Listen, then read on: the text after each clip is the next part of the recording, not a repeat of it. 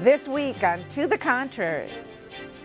First, women as candidates and voters lead a change-making election. Then, Obamacare insurance premiums are set to soar. Who will voters blame? Behind the headlines, a 1970s lawsuit to advance women in the workplace is now an Amazon TV series, and our own Eleanor Holmes Norton was the lawyer for the Good Girl Revolt plaintiffs.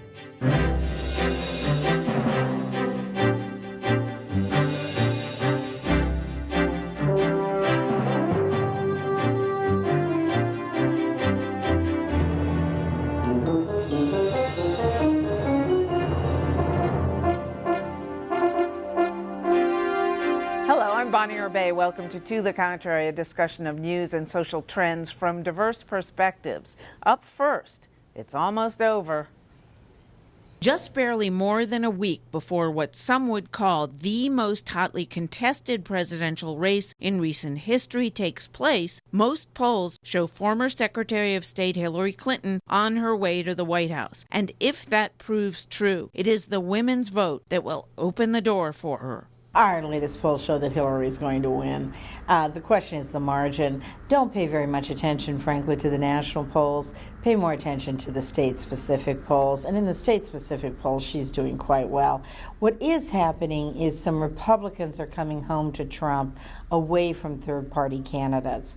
But women are still going to elect Hillary Clinton President of the United States. New WikiLeaks dumps include an alleged memo from a then staffer for former President Bill Clinton. He reported working contacts to secure high-paid speaking fees for him and donations to the Clinton Foundation. Even that did little to change poll numbers in most critical battleground states. But in North Carolina and Florida, Trump was tied with Clinton, whereas the week before, those states leaned blue. In down-ballot races, Democrats are predicting they will take back control of the U.S. Senate. Pollster Celinda Lake believes the number of women in the Senate, now 20, could rise to 24, even 25. We will win the Senate because of women. We will win the Senate because of the turnout of women. We will win the Senate because women voters will have supported these candidates, both men and female, and we will have won because we have such outstanding women candidates. Obviously, Illinois, we're in. Tammy Duckworth will be in the Senate, but we have a ton of races, New Hampshire, Nevada, North Carolina, all presidential target states with women candidates in them in neck-to-neck races. So, Congresswoman Norton, are women turning out in great numbers to vote for Hillary or against Donald Trump? Bonnie, Hillary's smarts and stellar qualifications should be enough, but I have to admit that Trump's unfitness adds icing to this cake. Well, I think Donald Trump has been struggling, but at the same time he's closing in on the gap, and we do look forward to seeing him in the White House. I think it's both. You've got women who really like her, like myself, who are going out to vote for her, and women who have been repelled by some of the recent revelations around Trump's sexism. I completely agree, but I do think that there might be a lot of women that just decide they don't like both candidates and might just sit this one out. So not vote at all? Maybe not vote at all. What about down ballot? Maybe, down ballot, hopefully we would like to see that, but I do think that there are a lot of women out there who don't like Trump, but they can't support Hillary Clinton because they're Republican women mostly, They don't like Hillary's policies. So just because they hate Trump doesn't mean that they can go vote for Hillary's policies. Like, hating Trump doesn't make her policies more, favorable to Republicans. Except that we're seeing record with some of the early voting. I just heard that for the Democratic ballots requests in Virginia, which President Obama won, and she's ahead, which should be a contested state, but it looks like she's way ahead. 6-1 requests for Democratic ballots versus Republican ballots. That's up like 3 times what it was in 2012. Is that women requesting early voting? Well, to parse it out would be difficult at this point because we're talking about early voting. But what Democrats have done is to make up what was an enthusiasm gap. Now, more women vote than men, and so we've got to assume that the people going out are probably more women than men as well. So that's good news at the moment for the Democrats. I think Tim Kaine in Virginia is definitely helping Hillary Clinton, but at the same time, it's just early voting. I think a lot of people are going to be turning out to vote in down ballot votes. In Virginia, we have a contested Barbara Comstock race that's coming up. I think all of them are going to try to defend Republican seats. And it's not just Virginia. Yeah, it's not just Virginia. I was just going to also say that when you kind of look at more of these polls, like there was an ABC tracking poll that they were talking about a lot last week, she's doubled her lead with college-educated white women, a group that Romney won by 6 points in 12. She's even gone up with non-college-educated white women who've usually kind of hung around Trump and been supportive of him, but when the question was asked about whether your opinion had changed due to the tape, the Access Hollywood tape, a lot of the allegations coming out against him from women accusers, it's definitely hurt him even with that group that's been particularly loyal to him. And it's sort of to play around in races around the country. You've got Maggie Hassan, who's doing really well against AI. Well, we'll get to down ballot in a couple of minutes. Hold on, I want to stay on the presidential for right now. But do you think the revelation that the FBI is reopening its investigation of her emails could that be the October surprise that the Trump campaign has been waiting for? I think certainly this is the greatest surprise they could have been hoping for. It's going to, hopefully. You think that's as big as, for example, if there were a huge terrorist attack or something? I mean, that would have to happen. This has actually happened. So I think this is the best that they could hope for right now, given we only have, a week or so, until the election. How that's going to play out with women, I don't know. I'm not sure how much women really cared about the FBI investigation. If you already liked Hillary, then it was all a sham against her, and she deservedly got away with it. If you didn't like Hillary Clinton, then it was a sham, and she got away with it unfairly. So I'm not sure how much that really swayed any women. So Linda Lake said that at this point, stuff like the emails are just, nobody's paying attention anymore. It's been going on. The investigation was on. Yeah. It's off. It's on again, etc. So it's just noise. Yeah, I was gonna say, try as I have, it's like on many different networks, and I've talked about it, like Fox News and Fox Business, and on American Network and all the other ones I've talked about. The emails, they just don't really seem to be hitting with folks. Baked in, but there's a little difference here, and that's the FBI. I want to look more closely into what it is that makes the FBI. I think they have to look more closely into. Well, and that's the added ingredient here. It's not just another. You think FBI. That will turn some women off? I really don't, because I do think it's baked in, and I don't think we'll know enough from the FBI to unbake it. Mm-hmm. Well, she still isn't going to be charged within a week, regardless of the FBI investigation. And if she becomes president, I don't think that's ever going to be happening. But, it is a last-ditch effort by the Trump campaign, I think, to probably help with some polling numbers in some swing states. But, surprisingly, given her track record, it's surprising. And given Donald Trump, he's leading by very close margins. It should have been a large lead. There was an ABC poll that came out showing nationally, of course, Linda Lake told us not to pay any attention to national numbers, but leading by 7 points, that's not a small number. And some of the polls, when they were saying on the news this morning, is you can account for some of what's happening a little bit to what Ash was referring to, that some Republicans are coming home a little bit to Trump. So I think that's what's happening with sort of the closing of the gap. But that's kind of his base already. He needs to get out beyond that in a general. All right, now let's talk about down ballot races. So Linda Lake says there could be 24 or 25 women in the Senate after starting in January. Yeah. What do you guys think? And she also thinks, of course, that the Democrats will pick back up the majority party in the we Senate. We have 20. Well, it'll be interesting. Right. We'll get to see in the next couple of weeks. But, for women... Do you think Kelly Ayotte is going to hang on in New Hampshire? Especially now that Hillary Clinton, a new poll showed her ahead by 9 points. It's going to be a tough race for her, but I really do hope that women maintain their at least 20% plus majority. Numbers in the Senate. We definitely need a lot more, but Republican senators are definitely struggling right now. Now, what about women voters in New Hampshire? When they hear their senator I was for him before I was against him. Now I'm for him again. Now maybe I'm against him again. Her waffling on this issue, what does that do to women voters? I think, Trump comments against women have definitely hurt a lot of the Republican races. But I think when you see the general election, a lot of people are voting down the party line. And so I think the people who support Kelly will stand behind her, and hopefully she will win through this. What do you see down ballot? What do you see happening? Which Democratic women do you see winning? Yeah, I see Maggie Hassan. She's a very popular governor. Kelly's definitely struggled with the Trump stuff a lot more than I thought someone of her sort of training and just having been a U.S. Senator would. And Tammy Duckworth, we think is going to win. I think she'll win. I mean, Mark Kirk is just, even just yesterday, or this week, he just stuck his foot in his mouth, basically questioning her Americanness by saying, I didn't know your Thai family was fighting with George Washington, when in fact one of her actual family members goes back to the Revolution, and is the reason why she's a member of the American Revolution. You've got Catherine Cortez Masto up against Joe Heck.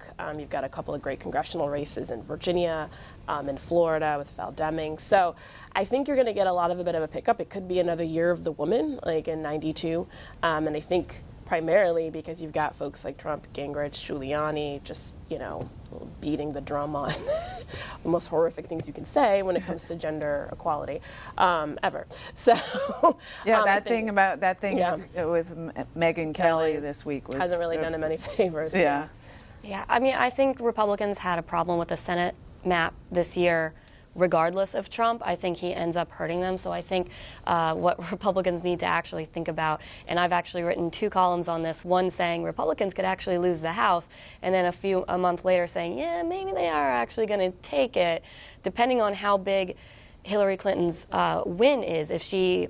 I think David Wasserman from the Cook Political Report had looked at it, and if she wins like 1.5 percentage points more than Obama, she's still winning like fewer counties, or congressional districts, so Republicans might maintain a narrow lead in the House, even if she wins. And I'm not sure if she'll win by a wider margin than Obama did in 2012, but yeah, it'll be interesting. The House is the most important. Do you think, you're in the House, do you think the Republicans are going to lose the House? To overcome the gerrymandering would be a miracle. We have continued to get more Democratic votes in every election, but they still keep the House because the districts are so severely gerrymandered. The real question for Democrats, are you going to put your strength in the state races and the census in 2020? All right. Please let us know what you think. Please follow me on Twitter @BonnieUrbay. From the voting to healthcare's impact on the election. The GOP is making Obamacare a major issue, especially in swing states. On November 1st, Americans begin signing up for their 2017 health insurance plans, but they received an October surprise when rates were published and showed premiums will skyrocket. Mid-level plans are set to rise an average of 25% in the states that use the federal plan healthcare.gov. Premiums for silver plans that have lower deductibles will rise 116% in Arizona, 40% in North Carolina, and 53% in Pennsylvania. Democrats counter that some 20 million Americans have been able to get coverage under the Affordable Care Act. And children up to 26 years old can be covered by their parents' policies, among other benefits. Many enrollees receive subsidies for these increased rates, but the self-employed and employees of small businesses could be hit hard depending on where they live or if they're in a state where insurance companies have pulled out of the exchanges. There has to be a fix to Obamacare. What's really interesting is women-owned businesses, their number one policy that they want to see from the government is affordable care for their employees. For men, it's tax breaks. I think that people don't blame Hillary Clinton particularly. A lot of people, particularly a lot of women, that think, okay, she has a long history in healthcare. Everyone agrees it needs to be fixed, so let's put her in charge. She might actually be the best one to fix it. You think so, Ash? I don't think so. I mean, when we found out that these rate hikes were coming, she put out a statement saying, like, yeah, we can fix some things, and then pointed out Trump wants to dismantle it, which I don't think was actually well worded when a day when people are finding out that their rates are going to go up, to say, hey, here's a guy that wants to destroy what just did that to you. You know, I want to see a breakdown of who is getting Obamacare. That's what's missing here. You mean the 20 million new people? Right. Yeah. No, who are already on it. Whether they are more Democrats than Republicans, I would tend to think they're more Democrats because they're younger people, they're people who didn't have health care, they're people who get it through Medicaid. And in that case, their votes are probably baked in anyway. But as a pocketbook issue, I mean, somebody can relate to. My rates are going, as the producer of this show told me. I hope she's not going to smack me afterwards, but going from $7 something a month to $1,100 a month. This is unlike when you talk about, for example, federally subsidized childcare, where no numbers are thrown out to taxpayers about what that kind of program is going to cost them. So it's like you're either for it or against it, but you have no idea what it's going to cost. This is very plainly costing a lot of people a lot of money. Will that turn off voters for Hillary? I'll tell you why. A lot of them, of course, are getting, and we still don't know the amount of the subsidy they will get, but that's in the equation too. Remember, most people get their health care through their employer. Therefore, these figures, bad as they are, for those 20 million do not relate to the vast majority of the American people. So I don't think they are going to be voting since they are the majority, or changing their votes since they are the majority, especially since Obamacare has helped keep their premiums lower. But let me just say that Obamacare, whether you're on Obamacare or not, your health premiums are either going up, or another thing that's happening is your deductibles are skyrocketing, meaning your out-of-pocket costs, which would have been $0 or $250, are now $7,000. Well, you're talking about two different things. It is true that employers are sometimes raising deductibles. That's something you got to take up with your employer, as opposed to what is happening with Obamacare, which is a very small slice of the American public, as to whether or not that's going to change how the electorate looks at who it ought to vote for in November. Obamacare has been disastrous for small businesses and employers as well. You're not. What if you have 50 or fewer employees that you're not covered by it? Yeah. Right, but even like small, medium businesses, it really does hurt the employers' premiums and all that. But I think, Obamacare should have focused on health care reform, but it focused on health insurance.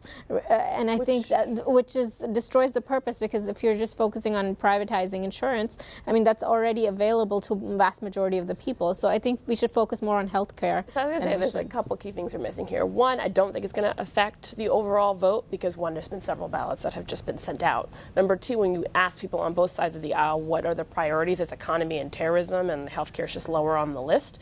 And we're missing a couple key things here. Obamacare insured a bunch of people who had been kept out of the system because of pre-existing conditions, which means that now more people who are sick and who actually need it are now coming into the system. The penalties aren't higher enough for people who decide to opt out. And essentially, the only way it's going to work is if you get more people into the system, and then that will offset these premiums. Secondly, though, you also have these money-losing plans that have that basically reduces competition. So then if you got one only insurer in the state, then they can drive up the costs all they want to. So. Right, I'm sorry.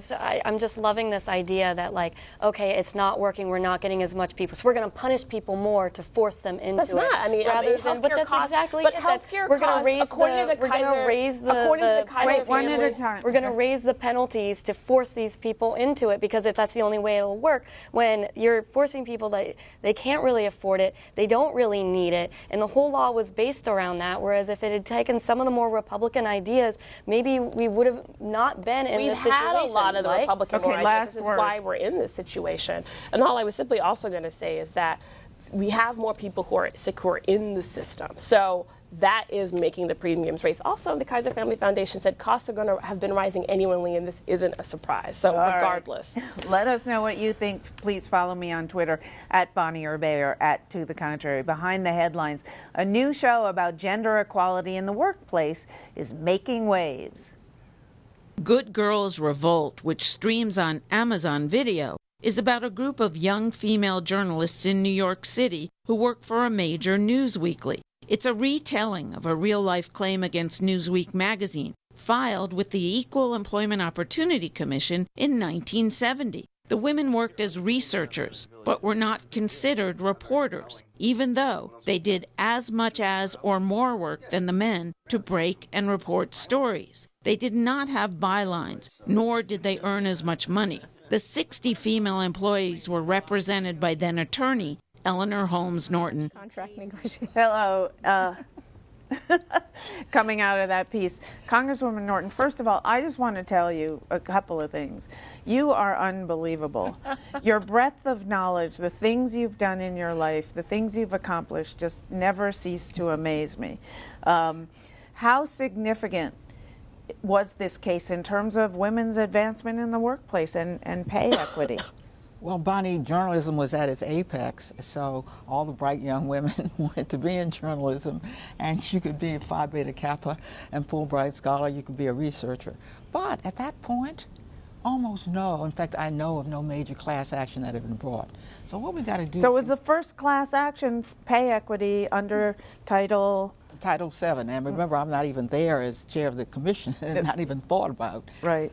And these women, and one has to consider this, how much courage did it take to sue your boss at one of the great journalistic enterprises, owns the Washington Post, Katharine Graham, as well as Newsweek magazine?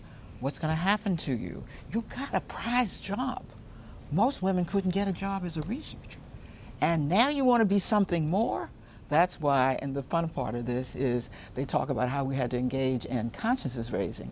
But women were engaged in consciousness raising all over the United States at that point, just about whether or not that they were being discriminated against. When I became chair of the Equal Employment Opportunity Commission, the New York City Commission on Human Rights, I literally had to go to women's organizations and said, why aren't you filing complaints? So do understand that these women were on the cusp, and we owe them much credit for what has happened to women, not only in journalism, but in the American workplace. And you as well for talking them into bringing the suit. You youngins, Ash, how did you know about this case? Had you ever heard about it? I didn't, but I mean, I'm going to thank Eleanor Holmes Norton, Congresswoman Norton, for helping someone like me to do this. But I also hope with this that people can look back and see this is where we were, look at how far we've come, and maybe get a little bit of perspective about maybe things aren't really as terrible in your life right now when it could have been this. Touche.